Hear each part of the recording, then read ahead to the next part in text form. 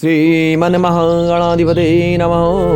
श्रीउमामहेश्वराभ्यां नमः। श्रीसीतारामचन्द्राभ्यां नमः।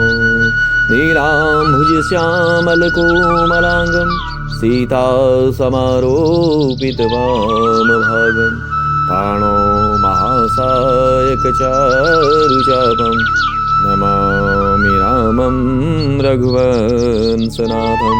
श्रीमद्वाल्मीकि रामायणं कालकाण्डे षोडश सर्गः। ततो नारायणो विष्णु नियुक्तो सुरसोत्तमः जाननापि सुरानेवं सलक्षणं वचनम् अब्रवीत्। तदंतरुण श्रेष्ठ देवताओं द्वारा इस प्रकार रावण वध के लिए नियुक्त होने पर सर्वव्यापी नारायण ने रावण वध के उपाय को जानते हुए भी देवताओं से यह मधुर वचन कहा। उपाय को वधेदस्य राक्षसाधिपते सुरा यमं तं समास्ताय निहन्यामामृषे कंटकम्। देवगण राक्षस रावण के वध के लिए कौन सा उपाय है, इसका आश्रय लेकर मैं महर्षियों के लिए कंटक रूप उस निशाचर का वध करूं। जय जय श्री राम। हे मुक्ता सुरा सर्वे प्रत्युच विष्णुमप्यं मानुषं रूपमास्थाय रावणं जय संयुगे। उनके स्त्र पूछने पर सब देवता उन अविनाशी भगवान विष्णु से बोले, प्रभु आप मनुष्य का रूप धारण करके युद्ध में रावण को मार डालिए। सही देवे तपस्तीव्रम दीर्घ कालम नरेन्द्रमः येन दुष्टो अभवत् ब्रह्मालोक त्रिलोक पूर्वजः। उस शत्रुदमन निशाचर ने दीर्घ काल तक तीव्र तपस्या की थी, जिससे सब लोगों के पूर्वज लोकश्रेष्ठ ब्रह्मा जी उस पर प्रसन्न हो गए। संतुष्टः प्रददो तस्मै राक्षसाय वरं प्रभु नानाविधेभ्यो भयं नान्यत्र मानुषात्। उस पर संतुष्ट हुए भगवान ब्रह्मा ने उस राक्षस को यह वर दिया कि तुम्हें नाना प्रकार के प्राणियों से में से मनुष्य के सिवा और किसी से भय नहीं है। अवज्ञाता पुरा तेनो वरदाने हि मानवः एवं पितामहः तस्मात् वरदानेन गर्वितः। पूर्व काल में वरदान लेते समय उस राक्षस ने मनुष्यों को दुर्बल समझकर उनकी अवहेलना कर दी थी। इस प्रकार पितामह से मिले हुए वरदान के कारण उसका घमंड बढ़ गया था। जय जय श्री राम। उत्सादयति लोकान् स्त्रियन् स्त्रियस्य च अप्युपकर्षति तस्मात् तस्य वधो दृष्टो मानुषेभ्यवरं तपः। शत्रुओं को संताप देने वाले देव वह तीनों लोगों को पीड़ा देता, स्त्रियों का यह भी अपहरण कर लेता है, अतः उसका वध मनुष्य के हाथ से निषेध हुआ है। इत्येदं वचनं श्रुत्वा सुराणां विष्णुआत्मवान् पितरं रोचयामासः तदा दशतं नृपम्। समस्त जीवात्माओं को बस में रखने वाले भगवान विष्णु ने देवताओं की यह बात सुनकर अवतार काल में राजा दशरथ को ही पिता बनाने की इच्छा की। सचाप्युपुत्रो नृपतिस्तस्मिन् काले महादुति अयज पुत्र्यामविष्टं पुत्रेप्सुरहरिसूदनः। उसी समय वे शत्रुसूदन महातेजस्वी नरेश पुत्रहीन होने के कारण पुत्र प्राप्ति की इच्छा से पुत्रेष्ट यज्ञ कर रहे थे। सकृत्वा निश्चयं विष्णुरामन्त्रस्य च पितामहम् अंतर्ध्यानं गतो देवो पूज्यमानो महर्षिभिः। उन्होंने पिता बनाने का निश्चय करके भगवान विष्णु पितामह की अनुमति ले देवताओं और महर्षियों से पूजित हो वहां से अंतर्ध्यान हो गए। जय जय श्री राम। अतो वे यजमानस्य पावकान् अतुल प्रभम प्रादुर्भूतं भयद्भूतं महावीर्यं महाबलम। तत्पश्चात् पुत्रेष्टि यज्ञ करते हुए राजा दशरथ के यज्ञ में अग्निकुंड से एक विशालकाय पुरुष प्रकट हुआ। उसके शरीर में इतना प्रकाश था जिसकी कहीं तुलना नहीं थी, जिसका बल पराक्रम महान था। कृष्णं रक्तांबरं धरं रक्ताम्बस्यां दुन्दुभीश्वरं स्निग्धहर्यक्षतनुजस्मम् अश्रुप्रवरमोधजम्। उसकी अंग कांति काले रंग की थी। उसने अपने शरीर पर लाल वस्त्र धारण कर रखा था। उसका मुख भी लाल ही था। उसकी वाणी से दुंदुभी के समान गंभीर ध्वनि प्रकट होती थी। उसके रोम, दाढ़ी, मूंछ और बड़े बड़े केस चिकने और सिंह के समान थे। शुभलक्षण संपन्नम दिव्याभरणभूषितम शैलश्रृंग समोत्सेधम दीप्त शार्दुल विक्रमम। वह शुभ लक्षणों से संपन्न, दिव्याभूषणों से विभूषित, शैल शिखर के समान ऊंचा तथा गर्विले से के समान चलने वाला था। जय जय श्री राम। दिवाकर समाकरम दीप्तानलसिकोपम तप्तजाम्बुन्मयीं रजतान्त परीक्षदां दिव्यवाय संपूर्णां पात्रीं पत्रीं ममी प्रियाम तग्रह विपुलां दोर्भ्यां स्वयं मायामयीमियो। उसकी आकृति सूर्य के समान तेजोमयी थी। वह प्रज्वलित अग्नि के लपटों के समान दीप्यमान हो रहा था। उसके हाथ में दबाए हुए जाम्बुन नामक सुवर्ण की बनी हुई परात थी, जो चांदी के ढक्कन से ढकी हुई थी। वह परात थाली बहुत बड़ी थी और दिव्य खीर से भरी हुई थी। उसे उस पुरुष ने स्वयं अपनी दोनों भुजाओं पर इस तरह उठा रखा था मानो कोई रसिक अपनी प्रियतमा पत्नी को अंग में लिए हुए हो। वह अद्भुत परात मायामयी से जान पड़ती थी।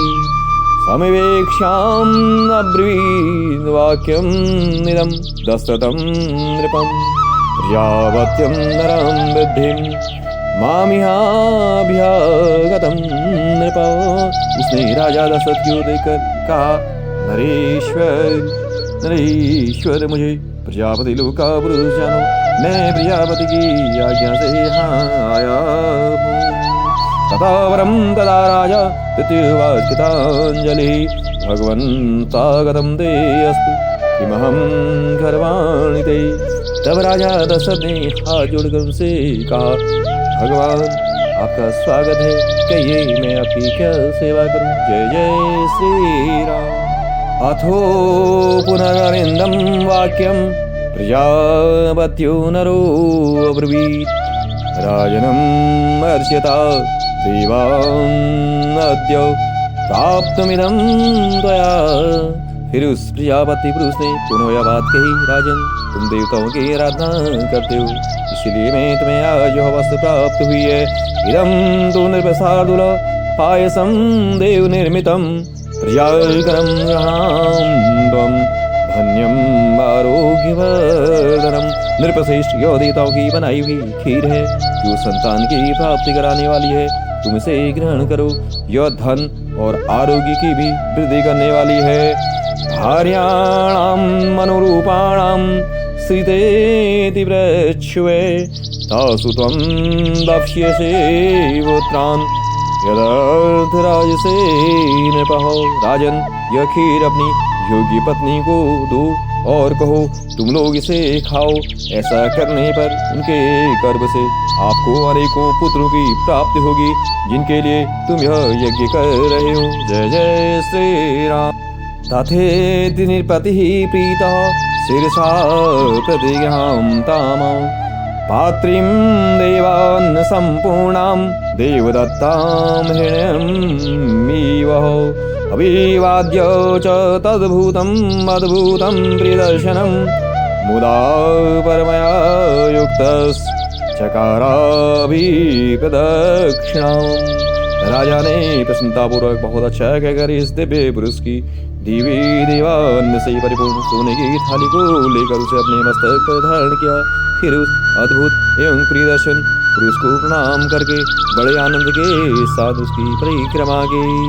ततो दशत प्राप्य पायसं देवनिर्मितं बभूपरं प्रीतः प्राप्य वित्तमिवाधनम् ततस्तत् अद्भुतप्रख्यं भूतं परं भास्वरं संवर्तयित्वां ततः कर्म तत्रैवान्तर्हीयते। इस प्रकार देवताओं की बनाई हुई उस खीर को पाकर राजा दशरथ बहुत प्रसन्न हुए, मानो निर्धन को धन मिल गया हो। इसके बाद वह परम तेजस्वी अद्भुत पुरुष अपना वह काम पूरा करके वहीं अंतर ध्यान हो गए। जय जय श्री राम। हर्ष रश्म्यभिरुद्योतं तस्मान्तः भूर्मा बभौ सदास्यभिरामस्य चंद्रस्यैव नरभूषुभिः। उस समय राजा के अंतपुर की स्त्रियां हर्षोल्लास से बड़ी हुई कांतिमयी किरणों से प्रकाशित हो ठीक उसी तरह शोभा पाने लगी जैसे शरद काल के नयनाभिराम चंद्रमा के रम्य रश्मियों से उद्भासित होने वाला आकाश सुशोभित होता है। सोऽन्तःपुरीं प्रविश्य कौसल्यामिदं ब्रवीत् पायसं प्रदिग्नेष्वं पुत्रीयं द्विमात्मनः। राजा दशरथ वो खीर लेकर अंतःपुर में गए और कौशल्या से बोले, देवी यह अपने लिए पुत्र की प्राप्ति कराने वाली खीर ग्रहण करो। कौसल्यायां नरपतिः पायसार्धं ददौ तदा अर्धार्धददौ चापि सुमित्रायां नराधिपः। ऐसा कहकर नरेश ने उस समय उस खीर का आधा भाग महारानी कौशल्या को दे दिया, फिर बचे हुए आधे का आधा भाग रानी सुमित्रा को अर्पण किया। जय जय श्री राम। कैकेयी चावशिष्टार्ध ददौ पुत्रार्थ कारणात् तददौ चावशिष्टार्ध पायस अस्यामृतोपमम् अनुचित्यं सुमित्राय पुनरेव महामतिः। एवं तासां ददौ राजा भार्याणां पायसं पृथक। उन दोनों को देने के बाद जितनी खीर बची रही उसका आधा भाग तो उन्होंने पुत्र प्राप्ति के उद्देश्य से कैकेयी को दे दिया। तत्पश्चात उस खीर का जो अवशिष्ट या बचा हुआ भाग था उस अमृतोपम भाग को महाबुद्धिमान नरेश ने कुछ सोच विचार कर पुनः सुमित्रा को ही अर्पित कर दिया। इस प्रकार राजा ने अपनी सभी रानियों को अलग अलग खीर बांट दी।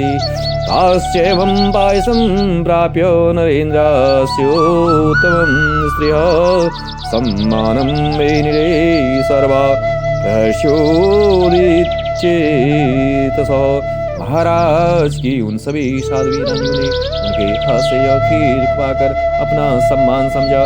उनके चित्त में अत्यंत हर्षोल्लास छा गया। जय जय श्री राम। ततस्तुता प्राश्य उत्तमं स्त्रियो महीपते उत्तमं पायसं पृथक् हुतासनादित्य समान देशो अचिरेण गर्भान् प्रतिपेदिरे।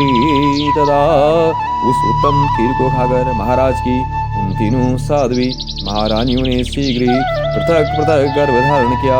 उनके वे गर्भ अग्नि और सूर्य के समान तेजस्वी थे। जय जय श्री राम। ततस्तु राजा प्रतिवीक्ष्य ता स्त्रियः तरूढगर्भा प्रतिलब्धमानसः बभूवृष्टिस्त्रिय दिवे यथा हरिः सुरेन्द्र सिद्धऋषिगणा अभिपूजितः।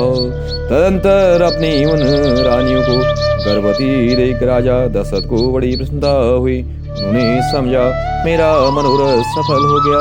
जैसे स्वर्ग में इंद्र सिद्ध तथा ऋषियों से पूजित हो श्री हरि प्रसन्न होते हैं, उसी प्रकार भूतल में देवेंद्र सिद्ध तथा महर्षियों से सम्मानित हो राजा दशरथ संतुष्ट हुए थे। इतिहासे श्रीमद् रामायणे वाल्मीकि आदिकाव्ये बालकांडे षोडश सर्ग। इस प्रकार श्रीमद् वाल्मीकि निर्मित आस रामायण आदिकाव्य के बालकांड में 16वां सर्ग पूरा हुआ। जय जय श्री राम, जय जय श्री राम, जय जय श्री राम।